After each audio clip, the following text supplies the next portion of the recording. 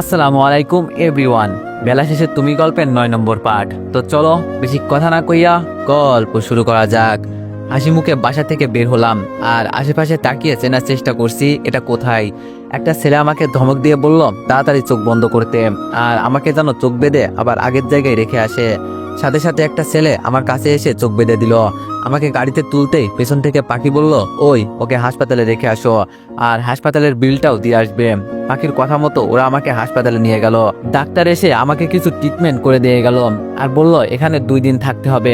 হাসপাতালে থাকার আমার এত ইচ্ছা নাই, আমি একা আর এই হাসপাতালে থেকে যেতে পারবো না। শরীরটা অনেক দুর্বল হয়ে গেছে আমার। মাসিকে কল করতেই ওর ফোন বন্ধ বলছে, কিন্তু এই সময়ে মাসার ফোন বন্ধ বলছে কেন কিছুই বুঝতে পারছি না। বাড়িতে ফোন করে তুবাকে বললাম হাসপাতালে আসতে। একটু পর তুবাও চলে আসলো। তুবাকে ধরে বাসার উদ্দেশ্যে যেতে লাগলাম। রাস্তায় তুবা প্রশ্ন করলো আমার এই অবস্থা কি করে হয়েছে। আমি আস্তে করে বললাম আগে আমাকে বাসায় নিয়ে যা, পরে বলবো। আর আম্মু জানো এসব কিছুই টের না পাই, এটা মাথায় রাখিস। তুবা বলল কিন্তু ভাইয়া আম্মু যদি তোর কাছে। আমি বললাম আমি দেখে নিব, তোর এইসব চিন্তা করতে হবে না। বাসায় ঢুকতেই তুবা বলল তোর আম্মুকে নিয়ে চিন্তা করতে হবে না, আম্মু ওই পাশের বাসায় গেছে, সে তো এসে ডেকে নিয়ে গেছে আড্ডা দেওয়ার জন্য। আমি বললাম যাক তাহলে ভালোই হয়েছে। তুবা বলল আচ্ছা ভাইয়া তোর এই অবস্থায় কি করে হলো। আমি বললাম কপাল খারাপ থাকলে যা হয় আর কি। তুই এক কাজ কর, মাইশাকে ফোন করে তাড়াতাড়ি আসতে বলতো। তুবা বলল আচ্ছা ভাইয়া বলছি। রুমে গিয়ে শুয়ে পড়লাম। যে জিনিসটা থেকে আমি একটু দূরে থাকতে চাই সেই জিনিসটাই বারবার ঘুরে ফিরে আমার কাছেই আসতে চাই। বুঝি না শুধু আমার সাথে কেন এমন হয়। পালিয়ে এসে বড় ভুল করেছে আমি নাকি? বাঁচতে হলে তো বাঁচার মতোই বাঁচতে হবে নাকি? কিন্তু একটা বিষয় আমার মাথায় ঢুকছে না, মিতুকে ওখানে নিয়ে গেল কে? আচ্ছা মিতু এই বাসা থেকে বের হয়েছে মাইশা যাওয়ার আধা ঘন্টা আগে, আর মাইশা গেল আধা ঘন্টা পরে। মাত্র আধা ঘন্টার ব্যবধানে মিতু ওখানে কিভাবে চলে গেল?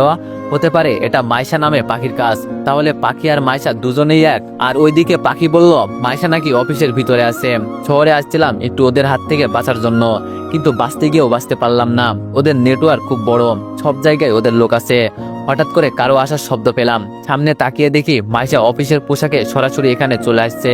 তার মানে মাইশা কি এতক্ষণ অফিসেই ছিল? তাহলে পাখির কথাই ঠিক ছিল। মাইশা আমার এই অবস্থা দেখে কান্না করতে শুরু করলো। বলছে আমার এই অবস্থা কি করলো। শোয়া থেকে উঠে মাইশার মাথায় হাত দিয়ে বললাম কান্না করো না মাইশা, কিছু হয় নাই। মাইশা বলল কান্না করবো না মানে? আমার শার্ট খুলে বলল সত্যি করে বলো তোমার এই অবস্থা কি করলো। আর এটা? আমি বললাম আমার বুকেও যে আঘাত আছে তুমি এটা কিভাবে জানো? মাইশা আমার কথা শুনে কান্না বন্ধ করে একটু চুপ করলাম, আবার বলা শুরু করলো যে কেউ দেখে বুঝে ফেলবে যে তোমার বুকে আঘাত আছে। এমন বোকার মতো কেন প্রশ্ন করো তুমি? আর তোমার এই অবস্থা কে করলো আমাকে শুধু একবার বলো। আমি বললাম তুবা তুই একটু বাইরে যা তো। তুবা আমার কথা শুনে মুখ বাঁকিয়ে বাইরে চলে গেল। তুবা যেতেই মাইশা আমার মুখে হাত দিয়ে কান্না করতে করতে বলল তোমার এই অবস্থা দেখে আমার খুব খারাপ লাগছে। প্রিয়জন যদি অসুস্থ থাকে তাহলে আমি কিভাবে ঠিক থাকবো বলো? ওই বলো না কি করছে তোমার এই অবস্থা, আমি ওকে ছাড়বো না। হাত দিয়ে মাইশার চোখের পানি মুছে বললাম আরে পাগলি এই জন্য কান্না করতে হয়? আচ্ছা তুমি কি আমাকে মৃত্যুর মতো মাঝপথে রেখে একা চলে যাবে না তো? মাইশা আমার ঠোঁটে ঠোঁট লাগিয়ে কিছুক্ষণ পর ছেড়ে দিয়ে বলল এই জীবন যতদিন আছে ততদিন তোমাকে ছাড়া আমি এক মুহূর্ত থাকতে পারবো না। আমাকে কি তোমার মৃত্যুর মতো বেঈমান মনে হয়? আমি পাশে থাকতে তোমার কিছুই হবে না। আর একদিন যদি আমার অনুমতি ছাড়া বাইরে যাও না মেরে ফেলবো একদম। আজকে যদি তোমার কিছু হয়ে যেত। আচ্ছা এটা তো বললে না তোমার সাথে এমন করলো কে? আমি বললাম এই প্রশ্নটা জিজ্ঞেস করো না মাইশা, বলতে পারবো না। মাইশাকে না বলার একটাই কারণ আছে, পরে বলবো। মাইশা বলল ওকে বেবি বলতে হবে না, আগে তুমি সুস্থ হও পরে শুনবো। কি ব্যাপার মাইশা আমাকে বেশি জোর করলো না কেন? মাঝে মাঝে ওকে দেখে আমার সন্দেহ হয়, আবার ওর আচরণে মনে হয় মাইশা নামের ব্যক্তি 2জন আছে। মাইশা আমাকে ছেড়ে বলল আমি অফিসের মিটিং রেখে ওদের বসিয়ে রেখে আসছি, বলছি যাবো আর আসবো, এখন কি আমি যেতে পারি স্যার? আমি বললাম ও চলে যাবে, আচ্ছা তাহলে যাও। মাইশা বলল রাগ করছো বুঝি? আমি বললাম না রাগ করার কি আছে, কাজ তো করতেই হবে। মাইশা বলল বিয়ের পর অন্য কোনো কাজই করব না, তোমার সেবা করে করে সারা জীবন কাটিয়ে দিব, আর তুমি সবকিছু দেখাশোনা করবে। আমি বললাম সে পরে দেখা যাবে। মাইশা বলল আমি কি রাতে আসবো? আমি বললাম না তোমার আর কষ্ট করে আসতে হবে না, এমনি জার্নি করে রাতে ঘুমাতে পারোনি। মাইশা বলল আচ্ছা নিজের খেয়াল রাখবে কেমন, যদি বেশি কষ্ট হয় আমাকে কল করবে, আমি সাথে সাথে এখানে চলে আসবো। মাইশা উঠে চলে যাবে। আমি আবার ওর হাত ধরে বললাম মন চাই তোমাকে আমার কাছেই রেখে দিই।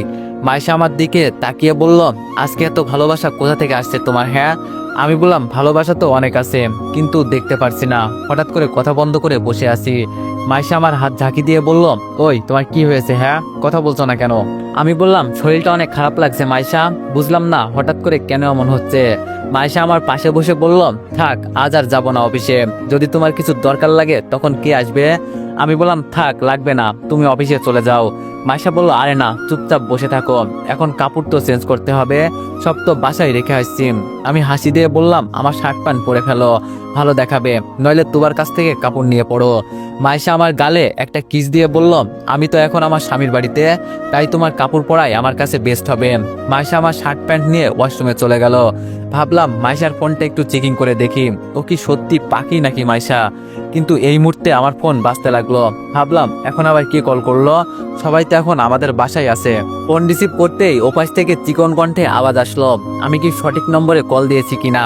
আমিও মজা করে বললাম, যদি নাম না বলেন আর বলেন যদি আমি সঠিক নম্বরে কল দিয়েছি কিনা, তাহলে কি আপনি জানতে পারবেন রং নম্বরে কল দিয়েছেন নাকি সঠিক নম্বরে কল দিয়েছেন। মেয়েটি বলল, ও তাই তো, আচ্ছা সরি, আপনি দীপু তাই না? আমি বললাম, সঠিক জায়গায় কল এসেছে, কিন্তু আপনাকে তো চিনলাম না আপু। মেয়েটি বলল, মাইশাকে তো চিনেন।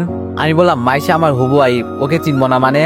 মেয়েটি বলল, আমি মাইশার বেস্ট ফ্রেন্ড, আর আজকে সকালে আপনাকে হেল্প করে গেলাম, ভুলে গেছেন নাকি? আমি বললাম, আমি যদি ভুল না করি তাহলে আপনি পুলিশ ম্যাম। মেয়েটি বলল, আমি কল দিয়েছি। আমি বললাম, ও আচ্ছা, তা কোনো দরকার আছে ম্যাম? মেয়েটি বলল, ম্যাম বলতে হবে না, আমার নাম ধরে বলতে পারেন, আমার নাম দৃষ্টি। আমি বললাম, কিন্তু আপনি একজন থানার ওসি, কিভাবে? দৃষ্টি বলল, মাইশা আমার বেস্ট ফ্রেন্ড ছিল, সেই হিসাবে নাম ধরে বলবেন, সমস্যা নেই। আচ্ছা, যেই জন্য ফোন করা। আমি বললাম, বলেন। দৃষ্টি বলল, আমার সাথে থানায় এসে একটু দেখা করতে পারবেন? আমি বললাম, এই মুহূর্তে পারবো না, আমি একটু অসুস্থ। দৃষ্টি বলল, আমি সব জানি আপনি অসুস্থ, তবে ইমার্জেন্সি ভাবে আমার সাথে একটু দেখা করতে হবে, প্লিজ না করবেন না। আমি বললাম, এখন তো মাইশা বাসায় আছে, মাইশাকে নিয়ে আসবো নাকি? দৃষ্টি বলল, মাইশা আপনার সাথে আছে?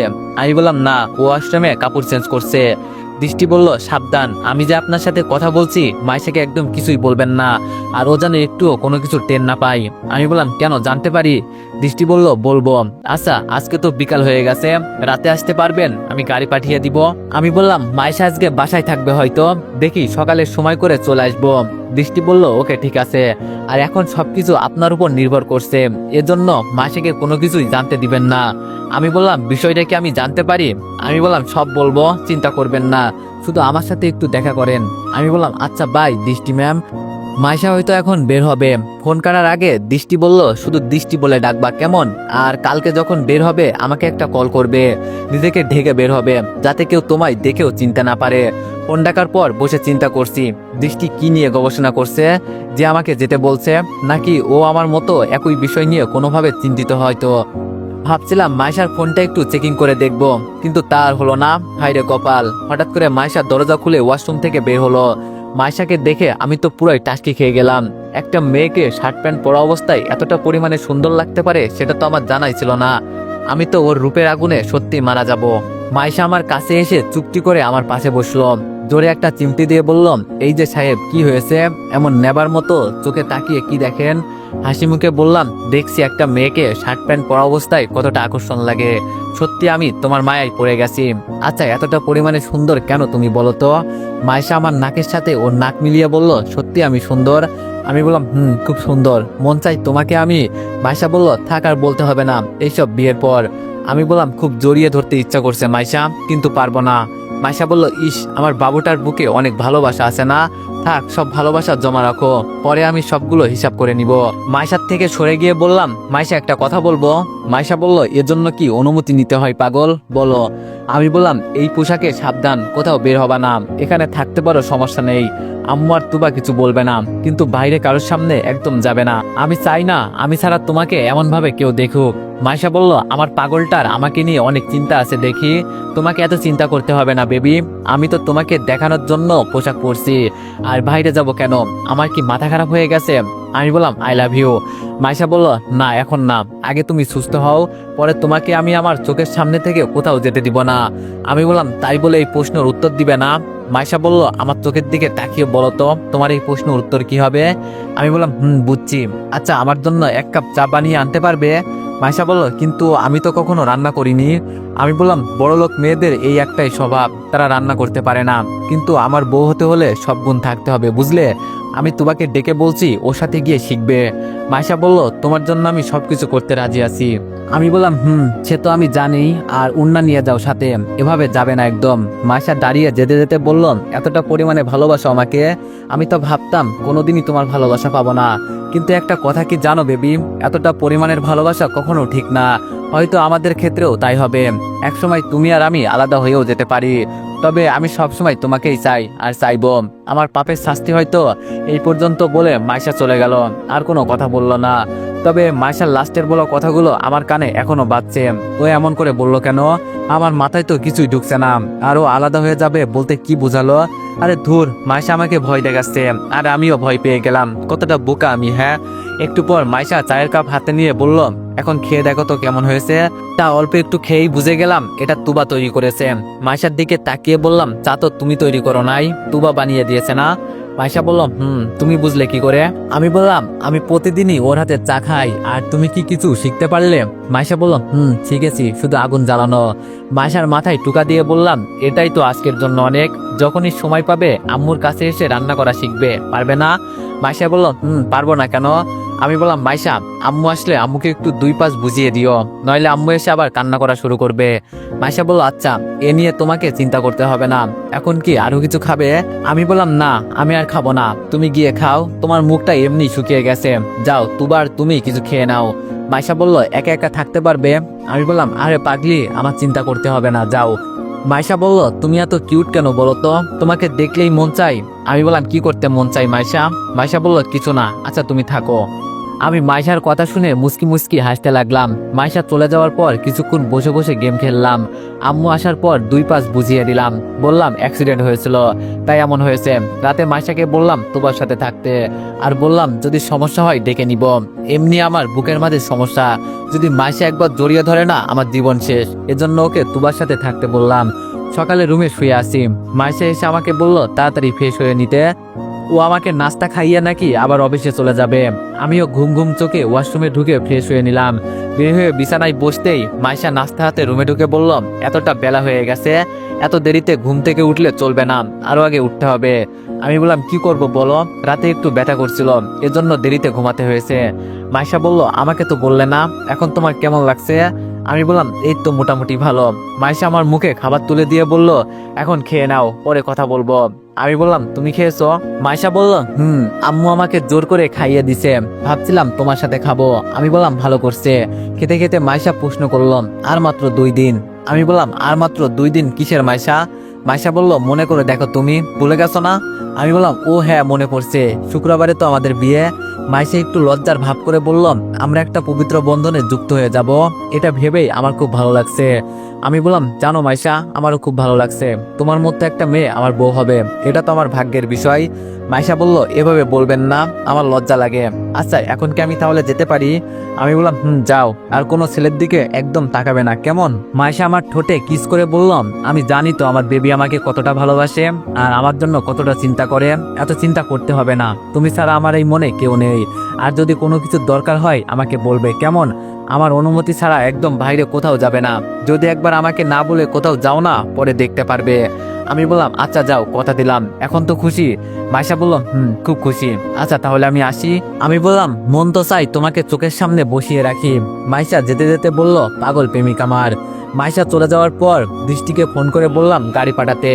আম্মু আর তুবাকে জোরে ডাক দিয়ে বললাম এখানে আসতে। আম্মু ঝালমুড়ি হাতে আমার পাশে এসে বসলো। হয়তো মাইশা বানিয়ে দিয়ে গেছে, ও এগুলো খুব পারে, যত আজে বাজে জিনিস সবও ভালো বানাতে পারে। তুবা আমার সামনে দাঁড়িয়ে বলল, ভাইয়া ভাবি বলেছে আজকে থেকে তোর উপর নজর রাখতে, যেন তুই কোথাও না যেতে পারিস। তুবার দিকে তাকিয়ে বললাম, আম্মুকে আমার বিষয়ে সবকিছু বলছিস তো? তুবা বলল, বলছিলাম কিছু কিছু।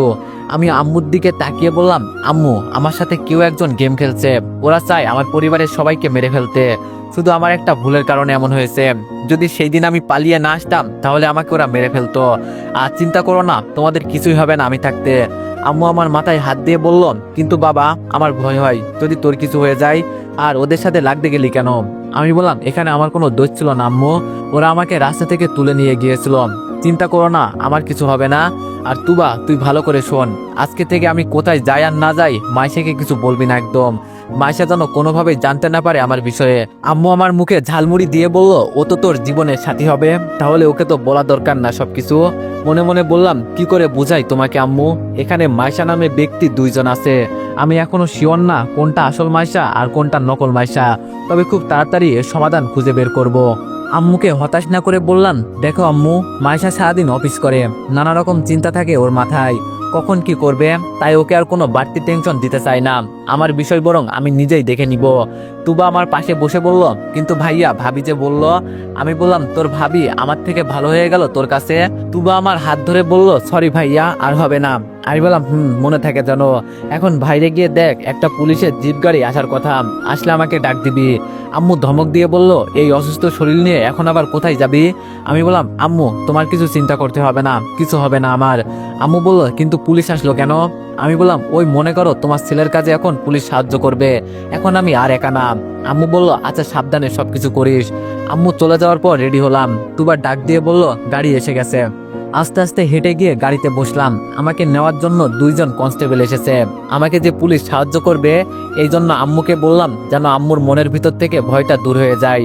গাড়ি থেকে নেমে থানার ভিতরে যেতেই একটা ছেলে হাতে ইশারা করে দেখিয়ে দিল ভিতরে যেতে। ভিতরে গিয়ে দেখি দৃষ্টি ম্যাম বসে বসে কি জানি লেখছে।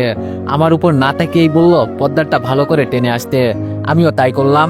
দৃষ্টির সামনে গিয়ে বসতেই বলল, অনেক আশা নিয়ে আপনাকে এখানে আনছি, আশা করি আপনি আমাকে হতাশ করবেন না। আমি বললাম, না ম্যাম, হতাশ করার কি আছে, যা সত্যি আমি তাই বলবো, একটা কথাও মিথ্যা বলবো না। দৃষ্টি বলল, আপনি হয়তো কিছুটা হলেও আন্দাজ করে ফেলেছেন আপনাকে কেন আমি এখানে ডেকে নিয়ে আসছি। আমি বললাম, আন্দাজ এখনো করতে পারিনি, তবে আপনি বললে হয়তো কিছু বলতে পারবো। দৃষ্টি ম্যাম মাথা নিচু করে নিচে একবার কি জানি দেখলো। কিছুক্ষণ পর আমার দিকে তাকাতেই আমি বুঝে গেলাম উনি কান্না করছে।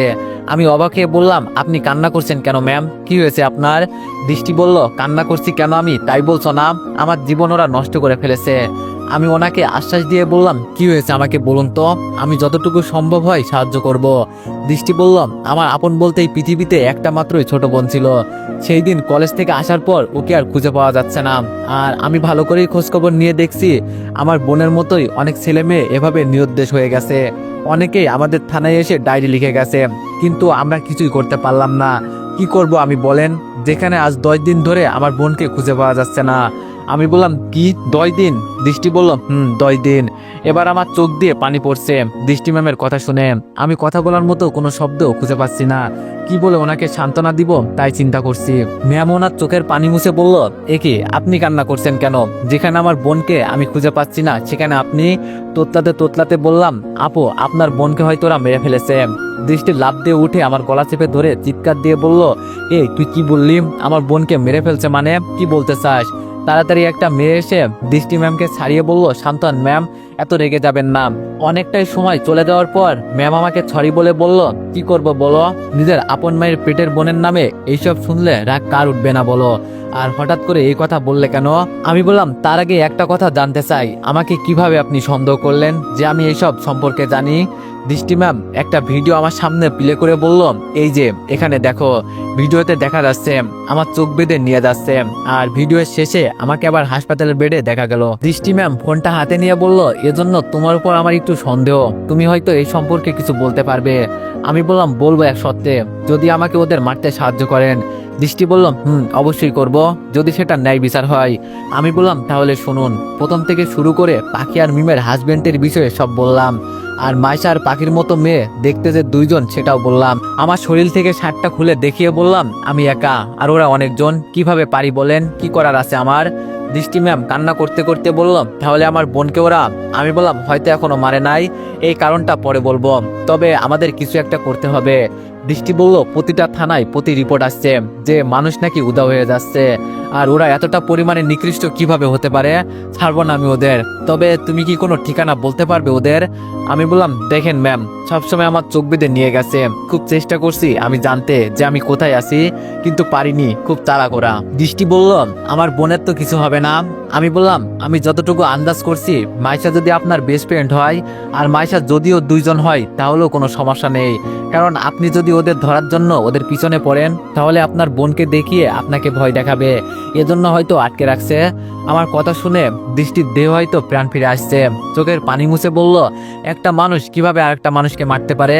আমি বললাম, ওরা টাকার জন্য সব পারে ম্যাম। দৃষ্টি বলল, আচ্ছা মাইশার কাহিনী বের না করে ওকে তুমি বিয়ে করলে পরে যদি।